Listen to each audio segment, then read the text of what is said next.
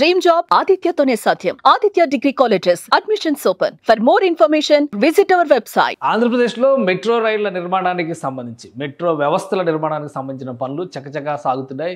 విశాఖపట్నంలో, విజయవాడలో మెట్రో రైళ్లకు సంబంధించినటువంటి ప్రణాళికల్ని ఏపీ సర్కార్ గతంలోనే డిజైన్ చేసింది. అయితే జగన్మోహన్ రెడ్డి ప్రభుత్వ సమయంలో ఈ ప్రాజెక్టులు పూర్తిగా అటకెక్కినటువంటి పరిస్థితిని చూసాం. ఇప్పుడు కూటమి ప్రభుత్వం ఏర్పడిన తర్వాత 10 నెలలుగా ఈ పనుల్లో చురుకందుకుంది. ఇప్పుడు విదేశీ సంస్థలు, విదేశీ బ్యాంకులు మెట్రో రైళ్ల నిర్మాణం పైన ఆసక్తి చూపిస్తున్నాయి. విశాఖ మెట్రో, విజయవాడ మెట్రో రెండింటికి కూడా ఫండింగ్ చేయడానికి సంసిద్ధంగా ఉన్నట్టు అనేక విదేశీ బ్యాంకులు అప్రోచ్ అవుతున్నట్టుగా ఆంధ్రప్రదేశ్ మెట్రో రైల్ కార్పొరేషన్ ప్రకటించింది. Metro rail corporation MD Ramakrishna Reddy first ఫేజ్లో ఏషియన్ డెవలప్మెంట్ అండ్ ఇన్ఫ్రాస్ట్రక్చర్ బ్యాంకుతో, ఆ బ్యాంకుకి చెందినటువంటి ప్రతినిధులతో భేటీ అయ్యారు. విజయవాడ మెట్రో నిర్మాణానికి సంబంధించి 5,900 కోట్ల రూపాయలు అవసరం అవుతుందని చెప్పి అంచనా వేస్తున్నారు. అలానే విశాఖపట్నం మెట్రో రైలు నిర్మాణానికి సంబంధించి 6,100 కోట్ల రూపాయల వరకు అవసరం అవుతుంది. మొత్తం మీద ఈ టోటల్ ప్రాజెక్ట్ అంటే ఫస్ట్ ఫేజ్కి మాత్రమే ఆ అంచనాలు ఉన్నాయి. మొత్తం కంప్లీట్ చేయడానికి 25,000 కోట్ల వరకు అవుతుంది. కేంద్ర ప్రభుత్వం ఈ ప్రాజెక్టులో బాధ్యత భరించాలనేటువంటి విజ్ఞప్తిని రాష్ట్ర ప్రభుత్వం చేసింది. సో అది పరిశీలనలో ఉంది. కేంద్ర ప్రభుత్వం కూడా నేరుగా ఇన్వెస్ట్మెంట్ చేసేటువంటి అవకాశాలు ఉన్నాయి కాబట్టి తక్కువ వడ్డీతో విదేశీ బ్యాంకుల నుంచి రుణాలు పొందే విధంగా రాష్ట్ర ప్రభుత్వానికి సూచనలు చేసింది. ఆ క్రమంలోనే ఈ వరుస భేటీలు జరుగుతున్నాయి.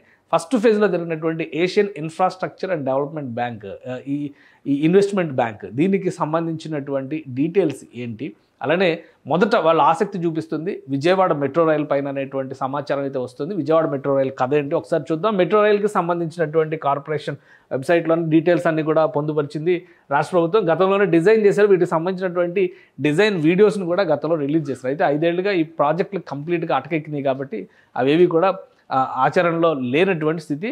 ఇప్పుడు ఈ 2 ప్రాజెక్టులకి సంబంధించి రాష్ట్ర ప్రభుత్వం ఇచ్చినటువంటి ఉమ్మడి ప్రభుత్వం అంటే కూటమి ప్రభుత్వం 2 చోట్ల డబుల్ ఇంజిన్ సర్కార్ అనేటువంటి నిదానంతో నడుస్తున్నటువంటి ఈ ప్రాజెక్టులకి ఇప్పుడు ఊపందుకున్నాయి. మెట్రో రైలుకి సంబంధించినటువంటి ప్రణాళికల్ని సిద్ధం చేశారు. విజయవాడ మెట్రో రైలుకి సంబంధించినటువంటి ప్రణాళికను చూస్తే కనుక investments Asian infrastructure and investments bank, ఈ బ్యాంకుకి సంబంధించినటువంటి ప్రతినిధులు అప్రోచ్ అయ్యారు. అసలు ఈ బ్యాంక్ కదేంటి ఒకసారి చూద్దాం. ఏషియన్ ఇన్ఫ్రాస్ట్రక్చర్కి సంబంధించి ఈ బ్యాంకు బీజింగ్ కేంద్రంగా, చైనా రాజధాని బీజింగ్ కేంద్రంగా ఏర్పాటైనటువంటి బ్యాంక్ ఇది. ఆసియాతో పాటు పలు దేశాల్లో జరిగేటువంటి డెవలప్మెంట్ వర్క్స్కి సంబంధించి ఫండింగ్ చేస్తుంది. అతి తక్కువ ఇంట్రెస్ట్తో, రేట్ ఆఫ్ ఇంట్రెస్ట్కి ఇవ్వడానికి సంసిద్ధంగా ఉన్నట్టుగా వీరు తమ ఆసక్తిని వ్యక్తపరిచినట్టుగా డిపిఆర్లకు సంబంధించి కేంద్ర ప్రభుత్వానికి ఇప్పటికే డిపిఆర్లని రాష్ట్ర ప్రభుత్వం సబ్మిట్ చేసింది. డిపిఆర్లు పరిశీలించిన తర్వాత మొదటి విడత చర్చలు జరిగినట్టుగా మెట్రో రైల్ ఎండి చెప్తున్నారు. సో వీళ్ళు ఇన్వెస్ట్మెంట్ చేస్తే కనుక వీలైనంత వేగంగా ఈ ప్రాజెక్టును ముందుకు తీసుకెళ్ళవచ్చు అని చెప్పని రాష్ట్ర ప్రభుత్వం భావిస్తుంది. అయితే దీంతో పాటు జర్మనీకి చెందినటువంటి KfW బ్యాంక్ ఉంది, అలానే జపాన్కి చెందినటువంటి JICA, Asian development bank, world bank, ఇవి కూడా ఆసక్తి చూపిస్తున్నాయి. కాబట్టి ఫైనల్గా ఎవరి సహకారం ద్వారా వీటి నిర్మాణం జరుగుతుంది అనేది రాష్ట్ర ప్రభుత్వం డిసైడ్ చేస్తుంది. కానీ ప్రాజెక్టు విషయంలో మాత్రం ఒక క్లారిటీ ఉంది. రాష్ట్రంలో ఉన్నటువంటి మెట్రో రైలుకి అవసరాలకు తగ్గట్టుగా దీన్ని డిజైన్ చేశాము కాబట్టి ఈ ప్రాజెక్ట్స్ ఒకసారి మనం చూద్దాం. ఇది విశాఖపట్నం మెట్రో రైలుకి సంబంధించినటువంటి డిజైన్స్. అప్పట్లోనే ఈ స్టేషన్స్ డిజైన్స్ వాటికి నమూనాలను కూడా తయారు చేశారు. మొత్తం ఎక్కడెక్కడ వస్తుంది, రూట్ మ్యాప్, డిపిఆర్ ఇవన్నీ కూడా చేశారు. మళ్ళీ రెండోసారి వీటన్నిటిని కూడా 5 ఏళ్ల తర్వాత జరిగింది కాబట్టి ఎలాంటి డెవలప్మెంట్స్ ఆయా ప్రాంతాల్లో జరిగినాయి వాటికి సంబంధించినటువంటి పరిశీలనలు జరుగుతున్నాయి. అలానే ల్యాండ్ ఎక్విజిషన్, ఈ రహదారి వచ్చేటువంటి మార్గంలో ల్యాండ్ ఎక్విజిషన్ దాదాపుగా విజయవాడలో కానీ అటు వైజాగ్లో కానీ 2 చోట్ల కూడా 100 ఎకరాల చొప్పున భూమి సేకరణ చేయాల్సినటువంటి అవసరం ఉంది. దీనిపైన ఆల్రెడీ రాష్ట్ర ప్రభుత్వం కసరత్తు ప్రారంభించింది. ఆయా ప్రాంతాలను నోటిఫై కూడా చేసింది. అక్కడ ఉన్నటువంటి వ్యక్తులతో సంప్రదింపులు, చర్చలు. ఇది మెట్రో రైలు వైజాగ్కి సంబంధించినటువంటి ఇది మ్యాప్, ఇది స్టేషన్స్ లిస్టు మొత్తం అంతా కూడా డేటా అప్పటికే అవైలబుల్ ఉంది. ఇక విజయవాడకి సంబంధించినటువంటి జాబితాను కూడా మనం చూద్దాం. ఈ విజయవాడ లిస్టుకు వచ్చేసరికి ఏంటంటే ఇవి కూడా డిజైన్స్ అప్పట్లోనే రూపొందించారు, కానీ ఇప్పుడు మారినాయి కాబట్టి యాజ్ ఇట్ ఈజ్గా అమలు చేస్తారు. ఇంకేమైనా మార్పులు ఉంటాయి. విజయవాడ మెట్రో రైలుకి సంబంధించినటువంటి ఒక ప్రత్యేకత, మామూలుగా అయితే 2 చోట్ల ఎలివేటెడ్ కారిడార్ నిర్మిస్తున్నారు, కానీ విజయవాడలో మాత్రం ఒక దగ్గర అండర్ గ్రౌండ్ మెట్రో రైలు వస్తుంది. సో అది చాలా ఇంట్రెస్టింగ్ ఫ్యాక్టర్ అవుతుంది. ఇది గన్నవరం ఎయిర్పోర్ట్ దగ్గర ఉన్నటువంటి ప్రాంతం. ఈ ఎయిర్పోర్ట్ ప్రాంతానికి వెళ్ళేటువంటి క్రమంలో ఇక్కడ దాదాపు 2.9 కిలోమీటర్ల మార్గం అండర్ గ్రౌండ్లో వస్తుంది. మిగతా అంతా కూడా ఎలివేటెడ్ కారిడార్ మీద, అంటే పై వంతెన మధ్యలో నిర్మించేటువంటి వంతెన పైన రైలు ప్రయాణం జరుగుతుంది. డబుల్ డెక్కర్ ట్రైన్స్ కూడా ప్లాన్ చేశారు. విశాఖపట్నంలోని డబుల్ డెక్కర్ రూట్ ఉంటుంది మెట్రో రైలుకి సంబంధించి. ఆంధ్రప్రదేశ్లో ఇది ఫస్ట్ టైం, తెలుగు రాష్ట్రాల్లో ఫస్ట్ టైం. సో ఆ విధంగా డిజైన్ చేసినటువంటి ఇది కాబట్టి వీటికి మొత్తం మీద Asian infrastructure investment bank AIIB ఈ బ్యాంకు 5,900 కోట్ల రూపాయలు ఇవ్వడానికి ఆఫర్ చేసినట్టుగా ఆసక్తి చూపించినట్టుగా తెలుస్తుంది. సో రాష్ట్ర ప్రభుత్వం ఈ అంశాలన్నింటినీ కూడా పరిశీలించిన తర్వాత ప్రత్యామ్నాయాలు ఇది విజయవాడలో ఫండింగ్ చేయడానికి ఇచ్చినటువంటి ఆఫరు. అలానే విశాఖలో 6,100 కోట్ల రూపాయల వరకు ఫస్ట్ ఫేజ్కి అవసరం అవుతుంది. దీనికి ఎవరు ఆసక్తి చూపిస్తారు? మిగతా బ్యాంక్స్తో కూడా డిస్కషన్స్ ఉన్నాయి.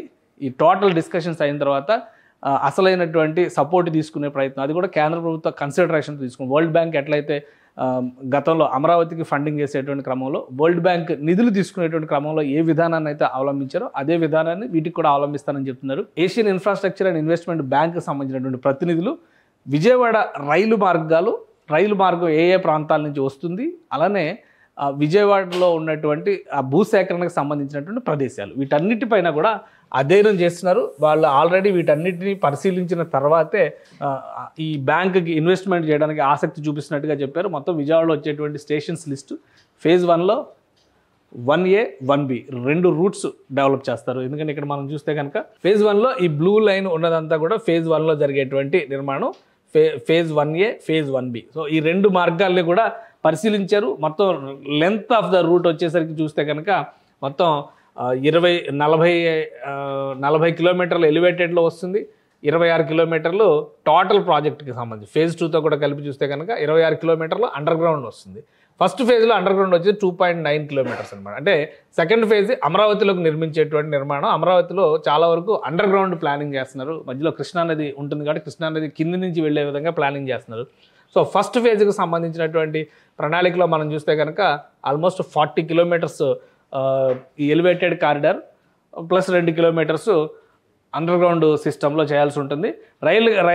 రైల్వే స్టేషన్లు అలానే వీటిని ఒక ప్రాజెక్టుకి సంబంధించినటువంటి హబ్స్ కింద అంటే కమర్షియల్ హబ్స్ కింద డెవలప్ చేసే విధంగా కూడా దీనిలో చాలా ఆఫర్స్ పెట్టింది రాష్ట్ర ప్రభుత్వం. అంటే ఎవరైతే ప్రైవేట్ పార్ట్నర్స్ ఇన్వాల్వ్ అవుతారో వాళ్ళకి ఇది వెసులుబాటు వస్తుంది.